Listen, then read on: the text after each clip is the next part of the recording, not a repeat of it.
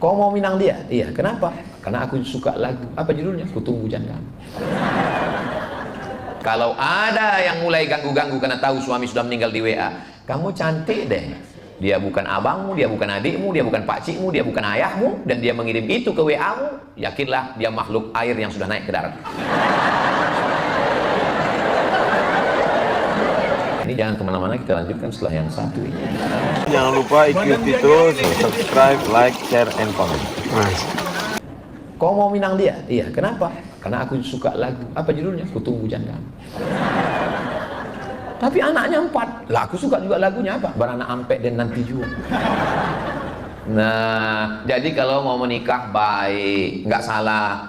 Tapi kalau saya nggak bisa Pak Ustadz berpindah ke lain hati, maka surga bagi.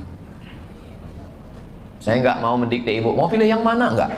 Saya nggak mau. Saya nggak mau mempermalukan, saya nggak mau menjudge orang. Silakan pilih. Kalau mau menikah lagi, pilihlah orang yang kira-kira menguatkan hati ibu, menjaga ibu, merawat, yang bisa jadi imam. Tapi kalau dia genderuwo, dunia nggak dapat, akhirat melarat, bagus hidup sendirian.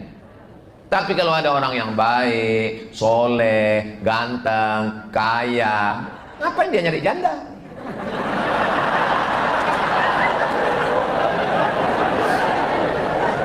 Namanya jodoh bisa aja. Kalau ada yang model begitu, jangan terhalang untuk menikah. Nggak dilarang oleh agama. Jelas?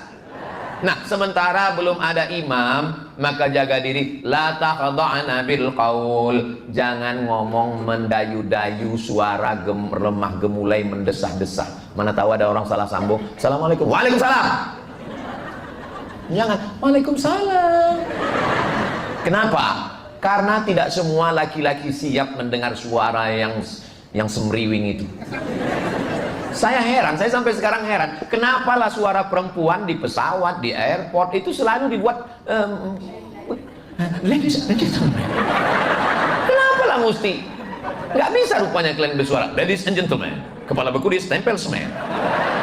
Kenapa mesti mendesak-desak kalian di situ? Membuat orang error aja.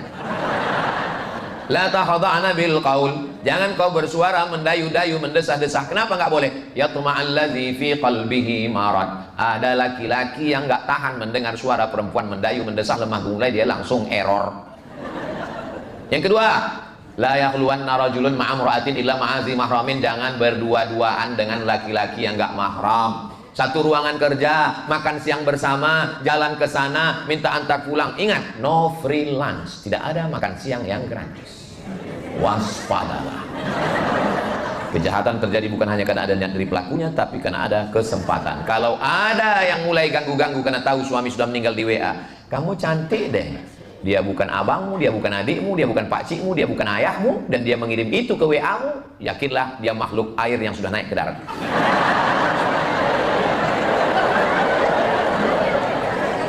Nih, karena dia udah mulai mau ganggu-ganggu. Kebanyakan perempuan merasa ini laki-laki perhatian. Padahal laki-laki ini jahat, hantu, setan dia. Kenapa Ustaz emosi? Ya udah begini lama nggak ada air datang. Emosi lah kita.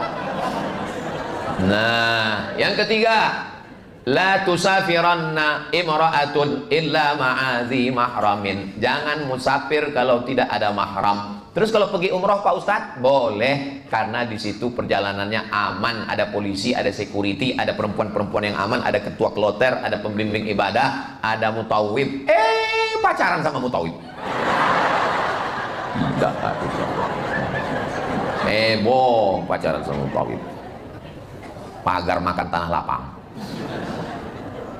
Apalagi berikutnya, jangan pakai gelang kaki yang kalau dipijakkan ke tanah, la yadribna bi arjulihinna. Jangan kau pakai gelang kaki kalau kau berjalan kerincing kerincing kerincing kerincing.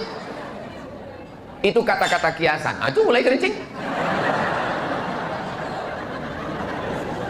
Apa maksudnya memakai gelang kaki kerincing-kerincing? Maksudnya mencuri perhatian. Pakai jilbab biasa aja, pakai baju biasa aja, pakai biasa aja. Jangan yang mencari perhatian. Pakai sepatu tumitnya 15 cm. Kecil sebesar ini. Dia yang lewat, kita yang cemas. Pakai jilbab, pakai punuk onta di atas.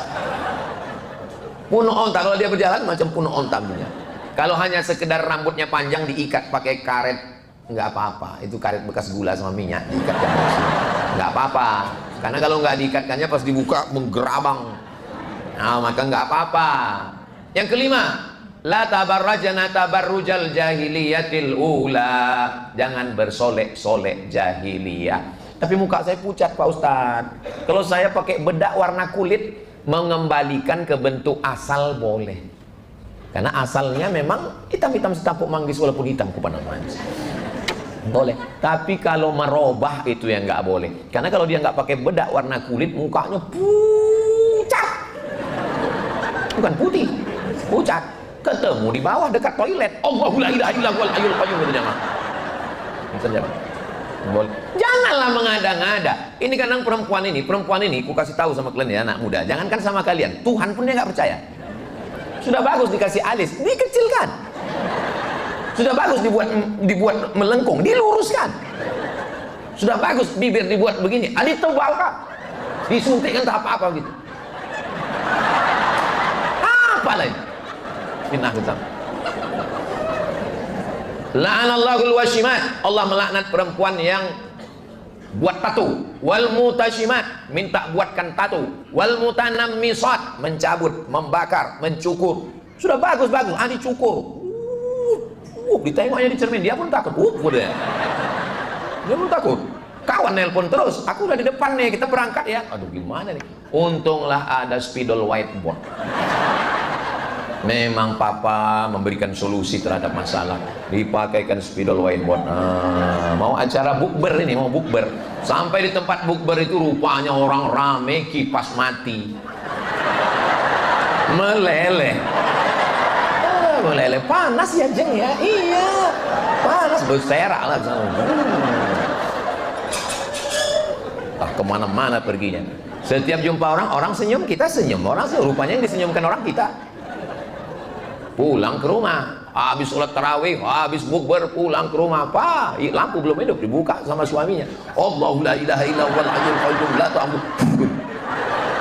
Kok nggak pergi? Katanya hantu bulan Ramadan diikat katanya. Ini kok lepas? Aku binimu katanya.